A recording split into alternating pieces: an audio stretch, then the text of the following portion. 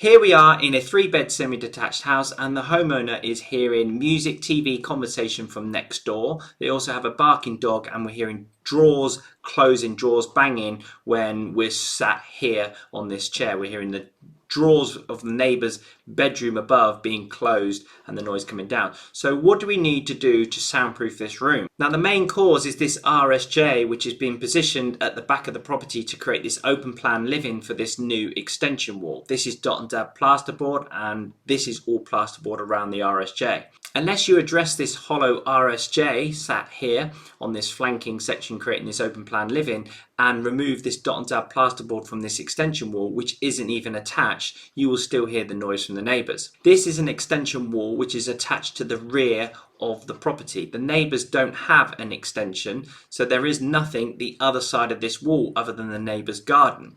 I asked the homeowner that lives in this house to put her finger in one ear and put her ear against this extension wall, which is a dot and dab plasterboard wall. She could hear the noise just as loud on this alcove and this extension wall, which again isn't even attached.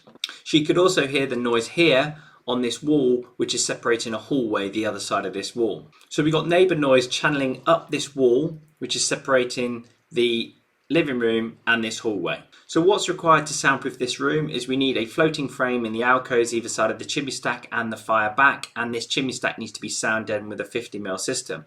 The ceiling needs to be treated with a sound block 15, tucking the system up into the bedroom above, and that section of the ceiling needs to be insulated. The RSJ needs to be sound deadened, and that hollow void needs to be insulated. The dot and dab plasterboard needs to be removed from this extension wall and a system installed to that extension wall, a 35mm system which just sound deadens the lightweight Thermalite blocks. We have a hardwood finished floor on top of a concrete floor, so we just need to isolate the hardwood finished floor from the new soundproof walls. Making sure the skirting is isolated from the hardwood finished floor, the surround and the fire design all goes back in a way that doesn't compromise the new soundproofing. And I recommend removing the coving because it's just like any wind instrument. When you blow through it, the noise is louder at the other end, and the coving will just be channeling the noise around the room. So I recommend removing the coving and go for nice tight corners. This wall needs to be sound deadened with a 35mm system, sound deadening the wall because it's the area where your ear is closest to, especially if you're sat in this sofa. The hallway wall was a dot and dab plasterboard wall. The coming and going of the neighbours when they closed the front door was just transmitting up this dot and dab plasterboard wall. When our homeowner was sat in this chair, they could hear their neighbour slam the front door. Well, it felt like the neighbour was slamming the front door, but it felt like a slam because the noise was amplified by this dot and dab plasterboard technique in her own home.